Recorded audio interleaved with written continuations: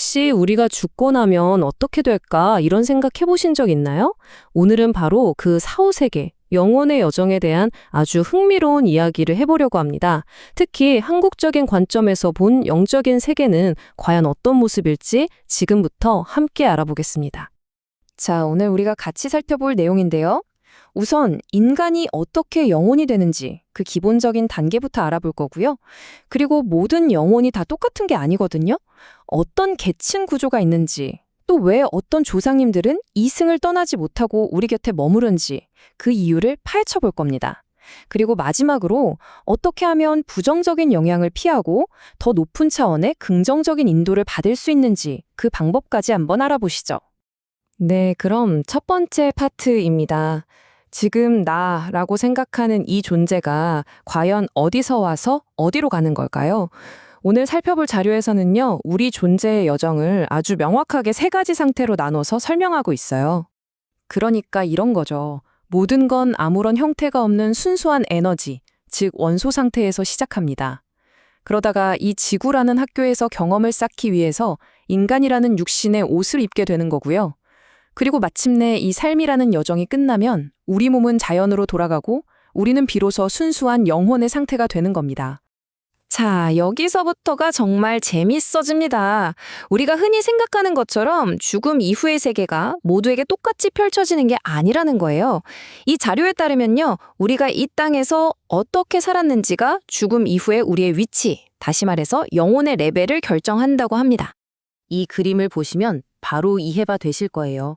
먼저 왼쪽을 보면 어떤 더 큰 목적 없이 그냥 나 자신의 이익만을 위해서 살았던 영혼은요, 마치 무거운 추를 단 것처럼 그 영혼이 무거워져서 이 지상 가까이에 머무는 하급신이 됩니다.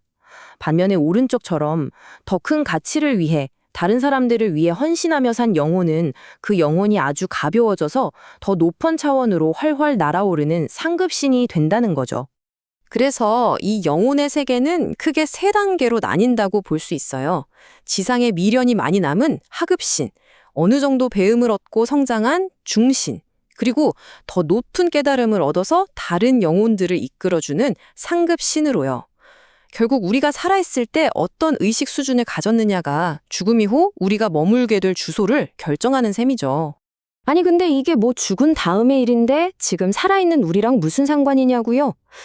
바로 이 하급신, 특히 우리와 직접적으로 연결된 조상신이라 불리는 존재들 때문에 이게 아주 중요한 문제가 됩니다.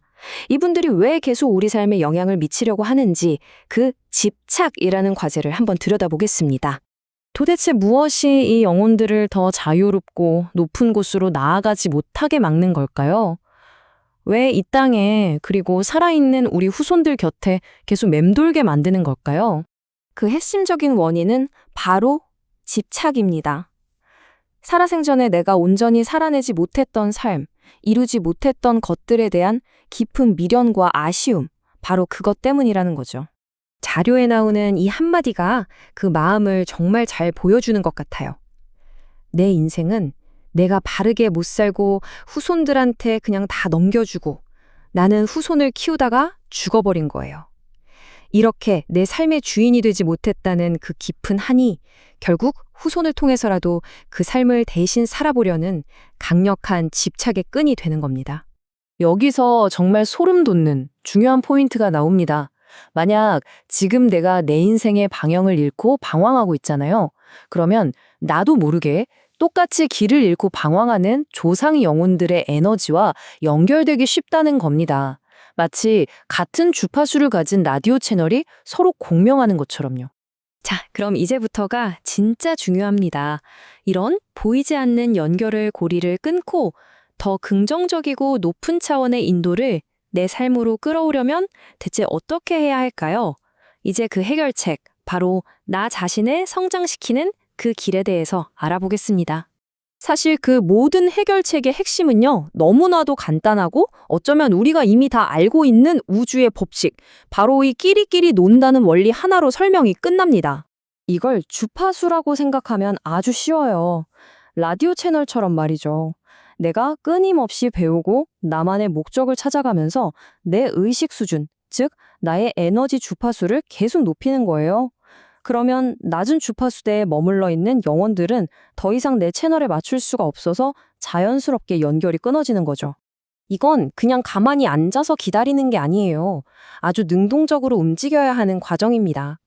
끊임없이 무언가를 배우고 내 삶의 진짜 목적이 뭔지 찾아 나서는 거죠.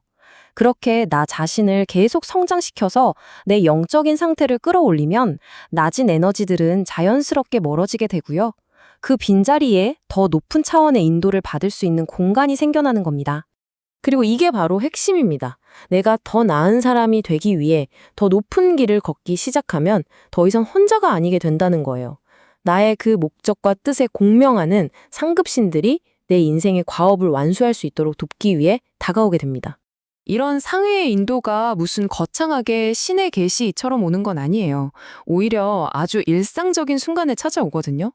문득 스쳐 지나가는 좋은 직감이나 아이디어, 아니면 의미심장한 꿈, 혹은 갑자기 하고 모든 게 이해되는 그런 통찰의 순간들. 이런 것들이 바로 그 신호일 수 있습니다.